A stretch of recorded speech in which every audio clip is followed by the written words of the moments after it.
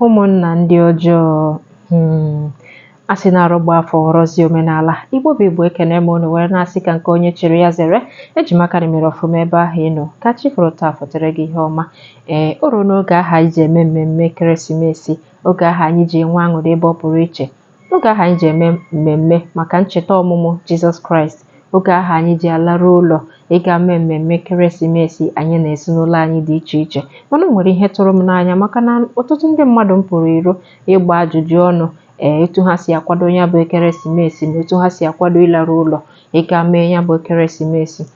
Ụfọdụ n'ime ha na-akọwa na ọ bụ ego ha ga-eji wee larụ ụlọ bụ ihe na-adịghọ, mana ọtụtụ n'ime ha na-akọwa na ha na-ezere ndụ ebe ha nọ, nke mere ha ji wee sị na ala bụ otu maka na ụmụnna ndị ọjọọ na-enye ha nsogbu. Nke a webụrụ ihe tinye m okwu n'ọnụ m ji wee chọọ itinye ọnụ na ya. Maka na mgbe niile ka m na-anụ maka ụmụnna ndị ọjọọ na etu ha si emekpa ndị mmadụ ahụ site n'ụzọ dị iche iche. Nke ka nke bụ na ndị a na-ekwu okwu ha esikwana n'anyanwụ wee datuo. Ha gụnyere ndị agbata obi, ndị ikwu na ibe, ndị nwanne nne na nwanne nna, gụnyechara ma nne na nna ndị mmadụ.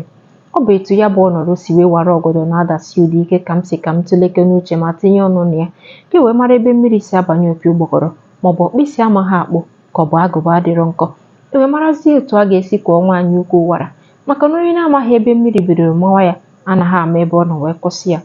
Ọ bụ eziokwu na ụmụnna ndị ọjọọ na-esi ebe dị iche iche apụta, mana nke m chọrọ itinye ọnụ na ya bụ ụmụnna ndị ọjọọ na-abụ nwanne nna mmadụ maọbụ nwanne nne mmadụ, ya bụ ndị nke akpọrọ ọnkụlụ maọbụ ọntụ n'olu nwa bekee.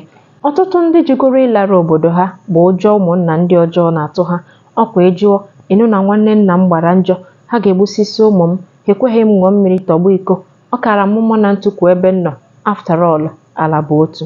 Ntị ka m jụọ, anya ga-ekwezi mgbagbo wee ghara ọgụ. Ọ bụ eziokwu na ikpochapụ ụmụnna ndị ọjọọ rara ahụ, maka na ihe na-esi nkịta isi dị ya n'ọkpụkpụ. Mana ọ bụrụ na ndị nne na nna ga-ene anya fie isaa n'anya, sachaa anya ha na mmiri mgbe ha na-azụlite ụmụ ha, gbaa mbọ fụ na ha kụnyere mkpụrụ ịhụnanya tọrọ atọ nke ga-agba mgbọrọgwụ n'etiti ụmụ ha mgbe ha na-etolite, ha ga-ebelata ụmụnna ndị ọjọọ n'obodo. Maka na ọ bụ anya ukwu, mkpọmasị, obi ụfụ na-eme ka nwanne ya na mmadụ si n'otu nne na otu nna wee tonite wee pụtazie ghọrọ ewu ojii n'etiti ndị ọzọ. Maka na eme ngwa ngwa emeghara ọdachi, ọ bụ pụọ bụ isi opi. Ọ na-aka mma ebido n'ụtụtụ gwapụ nsị mgbe ọka gbara kpụrụkpụrụ tupu ọ ghọrọ mmiri. Ogologo ọkwa adịghị n'ụka mgbede.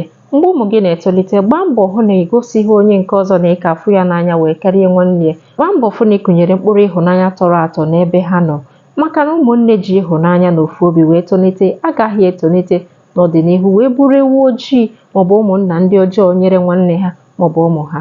Ya bụrụ na ozi a metụrụ gị n'obi, binyere m aka ịhụnanya, tinyezi na ngalaba ozi, kesaa ozi a ma sonyere Adaọla Edo TV.